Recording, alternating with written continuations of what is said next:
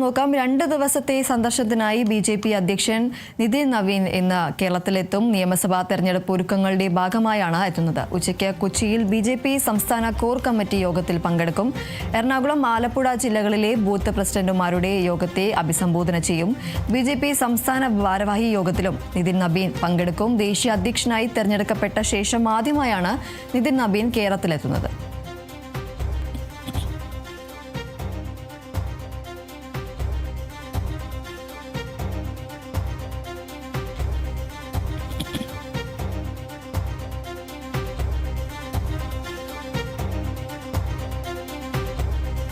രണ്ട് ദിവസത്തെ സന്ദർശനത്തിനായി ബിജെപി അധ്യക്ഷൻ നിതിൻ നവീൻ ഇന്ന് കേരളത്തിലെത്തുകയാണ്. നിയമസഭാ തെരഞ്ഞെടുപ്പ് ഒരുക്കങ്ങളുടെ ഭാഗമായാണ് എത്തുന്നത്. ഉച്ചയ്ക്ക് കൊച്ചിയിലെ ബിജെപി സംസ്ഥാന കോർ കമ്മിറ്റി യോഗത്തിലും അദ്ദേഹം പങ്കെടുക്കും. എറണാകുളം, ആലപ്പുഴ ജില്ലകളിലെ ബൂത്ത് പ്രസിഡന്റുമാരുടെ യോഗത്തെ അഭിസംബോധന ചെയ്യും. ബിജെപി സംസ്ഥാന ഭാരവാഹി യോഗത്തിലും നിതിൻ നവീൻ പങ്കെടുക്കും. ദേശീയ അധ്യക്ഷനായി തെരഞ്ഞെടുക്കപ്പെട്ട ശേഷം ആദ്യമായാണ് നിതിൻ നവീൻ കേരളത്തിൽ എത്തുന്നത്. 2 ദിവസത്തെ സന്ദർശനത്തിനായാണ് അദ്ദേഹം കേരളത്തിലെത്തുന്നത്. ദക്ഷിണേന്ത്യയിൽ അധികാരം പിടിക്കുക എന്ന ഒരു വലിയൊരു ദൗത്യം തന്നെയാണ് അത് ബിജെപിയുടെ ദേശീയ അധ്യക്ഷന് മുന്നിലുള്ളത്. ചുമതലയേറ്റത്തിന് പിന്നാലെ ബിജെപി അധ്യക്ഷനെ കാത്തിരിക്കുന്നത് കേരളം, തമിഴ്നാട്, ബംഗാൾ ഉൾപ്പെടെയുള്ള സംസ്ഥാനങ്ങളിലെ തെരഞ്ഞെടുപ്പാണ്. ഈ ഒരു തെരഞ്ഞെടുപ്പിന്റെ ഭാഗമായി തന്നെയാണ് അദ്ദേഹം ഇന്ന് കേരളത്തിലെത്തുന്നത്. നിയമസഭാ തെരഞ്ഞെടുപ്പിന്റെ ഒരുക്കങ്ങളടക്കം വിലയിരുത്താൻ വേണ്ടി അതിന്റെ ഭാഗമായി തന്നെയാണ് അദ്ദേഹം ഇന്ന് എത്തുന്നത്. ഉച്ചയ്ക്ക് കൊച്ചിയിലാണ് ബിജെപി സംസ്ഥാന കോർ കമ്മിറ്റി യോഗത്തിൽ അദ്ദേഹം പങ്കെടുക്കുന്നുണ്ട്. കേരളത്തിൽ നിന്ന് ലോക്സഭയിൽ 1 സീറ്റും തദ്ദേശ തെരഞ്ഞെടുപ്പിൽ 1 കോർപ്പറേഷന്റെ അധികാരവും ലഭിച്ച പാർട്ടിക്ക് മേൽക്കൈ ആയിരിക്കെ ഇനി വേണ്ടത് നിയമസഭയിലെ ഒരു അംഗബലം തന്നെയാണ്. ഈ ഒരു സാഹചര്യത്തിൽ പ്രവർത്തകരിൽ കൂടുതൽ ആത്മവിശ്വാസം നൽകുന്നതാണ് പാർട്ടി അധ്യക്ഷൻ നിതിൻ നവീന്റെ കേരള സന്ദർശനം എന്നാണ് ബിജെപി നേതൃത്വം വ്യക്തമാക്കുന്നത്. എന്തായാലും 2 ദിവസത്തെ സന്ദർശനത്തിനായാണ് ബിജെപിയുടെ ദേശീയ അധ്യക്ഷനായതിനു ശേഷം നിതിൻ നവീൻ ഇന്ന് കേരളത്തിലെത്തുന്നത്. ദേശീയ അധ്യക്ഷ സ്ഥാനം ഏറ്റെടുത്തതിന് ശേഷം ആദ്യമായാണ് അദ്ദേഹം കേരളത്തിലെത്തുന്നത്. നിയമസഭാ തെരഞ്ഞെടുപ്പ് ഒരുക്കങ്ങളുടെ ഭാഗമായാണ് അദ്ദേഹം എത്തുന്നത്. ഇന്ന് ഉച്ചയ്ക്ക് കൊച്ചിയിൽ ബിജെപി സംസ്ഥാന കോർ കമ്മിറ്റി യോഗത്തിൽ അദ്ദേഹം പങ്കെടുക്കും. എറണാകുളം, ആലപ്പുഴ ജില്ലകളിലെ ബൂത്ത് പ്രസിഡന്റുമാരുടെ യോഗത്തെ അദ്ദേഹം അഭിസംബോധന ചെയ്യും. ബിജെപി സംസ്ഥാന ഭാരവാഹി യോഗത്തിലും നിതിൻ നവീൻ പങ്കെടുക്കും. ദേശീയ അധ്യക്ഷനായി തെരഞ്ഞെടുക്കപ്പെട്ട ശേഷം ആദ്യമായാണ് നിതിൻ നവീൻ കേരളത്തിലെത്തുന്നത്.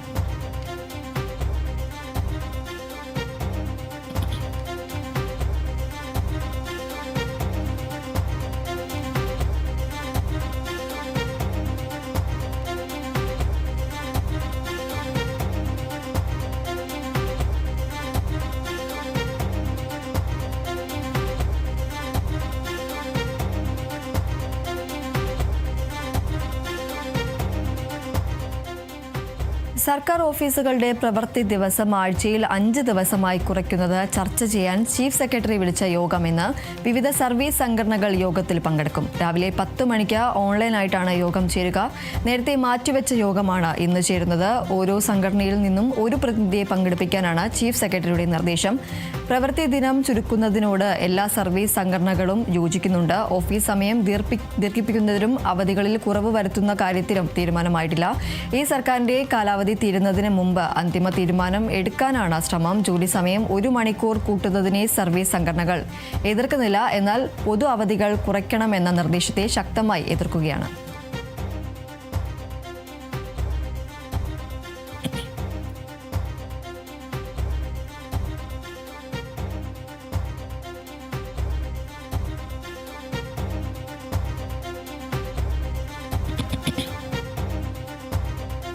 സർക്കാർ ഓഫീസുകളുടെ പ്രവൃത്തി ദിവസം ആഴ്ചയിൽ 5 ദിവസമായി കുറയ്ക്കുന്നത് ചർച്ച ചെയ്യാൻ ചീഫ് സെക്രട്ടറി വിളിച്ച യോഗം ഇന്ന് ചേരും.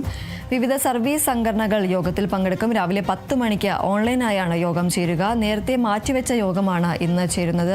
ഓരോ സംഘടനയിൽ നിന്നും ഒരു പ്രതിനിധിയെ പങ്കെടുപ്പിക്കാനാണ് ചീഫ് സെക്രട്ടറിയുടെ നിർദ്ദേശം. പ്രവൃത്തി ദിവസം ചുരുക്കുന്നതിനോട് എല്ലാ സർവീസ് സംഘടനകളും യോജിക്കുന്നുണ്ട്. ഓഫീസ് സമയം ദീർഘിപ്പിക്കുന്നതിലും അവധികളിലെ കുറവ് വരുത്തുന്ന കാര്യത്തിലും ഒരു തീരുമാനമായിട്ടില്ല. ഈ സർക്കാരിന്റെ കാലാവധി തീരുന്നതിന് മുമ്പ് തന്നെ അന്തിമ തീരുമാനം എടുക്കാനാണ് ശ്രമം. ജോലി സമയം 1 മണിക്കൂർ കൂട്ടുന്നതിനെ സർവീസ് സംഘടനകൾ എതിർക്കുന്നില്ല. എന്നാൽ പൊതു അവധികൾ കുറയ്ക്കണമെന്ന നിർദ്ദേശത്തെ സംഘടനകൾ ശക്തമായി തന്നെ എതിർക്കുകയാണ്.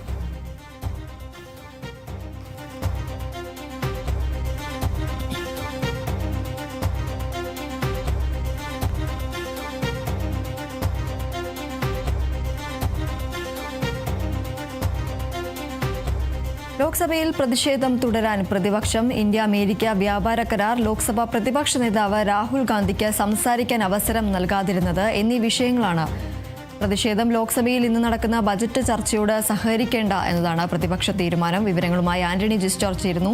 ആന്റണി, ഇന്നും ഈ ഒരു പ്രതിപക്ഷ പ്രതിഷേധത്തെ തുടർന്ന് ലോക്സഭ പ്രക്ഷുബ്ധമാകാനുള്ള ഒരു സാഹചര്യമാണ് നിലനിൽക്കുന്നത്. ഇന്നും ഈ ഒരു ഇന്ത്യ അമേരിക്ക വ്യാപാര കരാറും അതുപോലെ തന്നെ രാഹുൽ ഗാന്ധിയെ സംസാരിക്കാൻ അനുവദിക്കാത്തതുമടക്കം ഉന്നയിക്കാൻ തന്നെയാണ് പ്രതിപക്ഷത്തിന്റെ തീരുമാനം. കൂടുതൽ വിവരങ്ങൾ എന്തൊക്കെയാണ്? തീർച്ചയായും ഇന്ന് പാർലമെന്റിൽ ബജറ്റ് ചർച്ചയ്ക്ക് തുടക്കമാവുകയാണ്. നമുക്കറിയാം, ഇന്നലെ ഈ കഴിഞ്ഞ ദിവസങ്ങളിൽ ലോക്സഭയിൽ ഒരു തരത്തിലുമുള്ള ഈ നയപ്രഖ്യാപന പ്രസംഗത്തിന്മേലുള്ള ചർച്ചകൾ നടന്നിരുന്നില്ല. വലിയ രീതിയിലുള്ള പ്രതിഷേധമൊക്കെ നടക്കുകയും പിന്നീട് ചർച്ചയില്ലാതെ ലോക്സഭ ഈ നയപ്രഖ്യാപനത്തിന്മേലുള്ള നന്ദിപ്രമേയം പാസ്സാക്കുകയാണ് ചെയ്തത്. 2004 ശേഷം ആദ്യമായാണ് അങ്ങനെ ലോക്സഭയിൽ സംഭവിക്കുന്നത്. പിന്നീട് രാജ്യസഭയിലാണ് ചർച്ചയ്ക്ക് പ്രധാനമന്ത്രി നരേന്ദ്രമോദി മറുപടി പറഞ്ഞത്. ഏതായാലും ഇന്നിപ്പോൾ ബജറ്റ് ചർച്ച തുടങ്ങുകയാണ് ഇരുസഭകളിലും.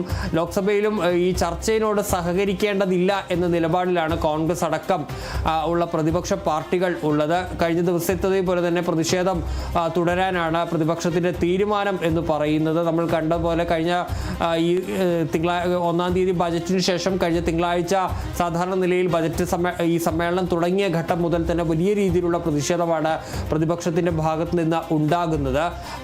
ഈ പ്രത്യേകിച്ച് ഈ ഇന്ത്യ-US വ്യാപാര കരാർ, അതുപോലെ തന്നെ ഈ നരവാനയുടെ ബുക്ക് ഉയർത്തിക്കൊണ്ടുള്ള അതുമായി ബന്ധപ്പെട്ട് അത് ഉദ്ധരിച്ചുകൊണ്ടുള്ള പ്രസംഗം, രാഹുൽ ഗാന്ധിയുടെ പ്രസംഗം സ്പീക്കർ തടഞ്ഞിരുന്നു. അതിന് പിന്നാലെ അത് വലിയ പ്രതിഷേധമായി മാറി. അങ്ങനെ വിവിധ വിഷയങ്ങളിൽ പ്രതിപക്ഷത്തിൻ്റെ പ്രതിഷേധം തുടരുന്ന ഒരു സാഹചര്യമാണ് പാർലമെന്റിൽ ഉള്ളത്. അതിന് പുറമെയാണ് ഇന്നലെ ഈ രാജ്യസഭയിൽ പോയി പ്രധാനമന്ത്രി മറുപടി പറഞ്ഞത്. ലോക്സഭയിൽ ചർച്ച ഇല്ലാതെ ഈ നന്ദിപ്രമേയം പാസ്സാക്കിയതടക്കമുള്ള വിഷയങ്ങൾ പ്രതിപക്ഷം ശക്തമായി തന്നെ ഉയർത്തുകയും ചെയ്യുന്നുണ്ട്. ഇന്നലെ രൂക്ഷമായ ഭാഷയിൽ പ്രധാനമന്ത്രി പ്രതിപക്ഷത്തിനെ വിമർശിക്കുന്നതൊക്കെ നമ്മൾ കണ്ടതാണ്. അതുകൊണ്ട് തന്നെ അതിനുള്ള മറുപടിയൊക്കെ ഇന്ന് പ്രതിഷേധമായി തന്നെ ഉണ്ടാകും എന്നുള്ളതാണ് നമുക്ക് മനസ്സിലാക്കാൻ കഴിയുന്ന ഒരു കാര്യം എന്ന് പറയുന്നത്. ഏതായാലും സഭ ഇന്നും പ്രക്ഷുബ്ധമാകാനുള്ള സാഹചര്യം തന്നെയാണ് ഉള്ളത്. വലിയ രീതിയിലുള്ള പ്രതിഷേധം ഇന്നും ലോക്സഭയിലും അതുപോലെ തന്നെ രാജ്യസഭയിലും ഉണ്ടാകും. പ്രത്യേകിച്ച് ലോക്സഭയിലാണ് പ്രതിഷേധത്തിൻ്റെ ഒരു തോത് കഴിഞ്ഞ ദിവസങ്ങളിലൊക്കെ കൂടിയിരുന്നത്. ഇന്നലെയൊന്നും സഭാ സമ്മേളനം കൃത്യമായി നടന്നില്ല. 11 മണിക്കാണെങ്കിലും സഭ ചേരുമ്പോൾ 1 മിനിറ്റൊക്കെയാണ് സഭ ചേർന്നത്. പിന്നീട് 12 മണി വരെ നിർത്തിവെക്കുന്നു. അതിനുശേഷം 2 മണി വരെ നിർത്തിവെച്ചു. പിന്നീട് 3 മണി വരെ നിർത്തിവെച്ചു. പിന്നീട് സഭ പിരിയേണ്ട സാഹചര്യം ഉണ്ടാകുന്നു. അത്തരത്തിൽ വലിയ രീതിയിലുള്ള പ്രതിഷേധമാണ് സഭയ്ക്കകത്ത് പ്രതിപക്ഷത്തിൻ്റെ ഭാഗത്ത് നിന്ന് ഉണ്ടാകുന്നത്. പ്രത്യേകിച്ച് ഈ പ്ലക്കാർഡുകളും മുദ്രാവാക്യം വിളികളുമായി പ്രതിപക്ഷം നടുത്തളത്തിലേക്കൊക്കെ ഇറങ്ങുന്ന ഒരു സാഹചര്യമുണ്ട്. അങ്ങനെ വലിയ രീതിയിലുള്ള പ്രതിഷേധത്തിനാണ് കഴിഞ്ഞ ദിവസമൊക്കെ ലോക്സഭ സാക്ഷ്യം വഹിച്ചത്. അത് ഇന്നും തുടരാനുള്ള സാധ്യത തന്നെയാണ്. പ്രത്യേകിച്ച് ഈ പറഞ്ഞ വിഷയങ്ങളിലെല്ലാം തന്നെ പ്രതിപക്ഷം നിലപാട് കൂടുതൽ കടുപ്പിച്ചിരിക്കുകയാണ്.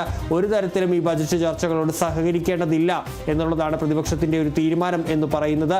ഏതായാലും അതനുസരിച്ച് ഇന്നും പ്രതിഷേധം തുടരുക തന്നെ ചെയ്യും. ശരി, ലോക്സഭയിൽ പ്രതിഷേധം തുടരാൻ തന്നെയാണ് പ്രതിപക്ഷത്തിന്റെ തീരുമാനം. ഇന്ത്യ അമേരിക്ക വ്യാപാര കരാർ, ലോക്സഭാ പ്രതിപക്ഷ നേതാവ് രാഹുൽ ഗാന്ധിക്ക് സംസാരിക്കാൻ അവസരം നൽകാതിരുന്നത് എന്നീ വിഷയങ്ങളിലാണ് പ്രതിഷേധം. ലോക്സഭയിൽ ഇന്ന് നടക്കുന്ന ബജറ്റ് ചർച്ചയോട് സഹകരിക്കേണ്ട എന്നതാണ് പ്രതിപക്ഷത്തിന്റെ തീരുമാനം. ആന്റണി ജിസ്റ്റോർജാണ് വിവരങ്ങൾ നൽകിയത്.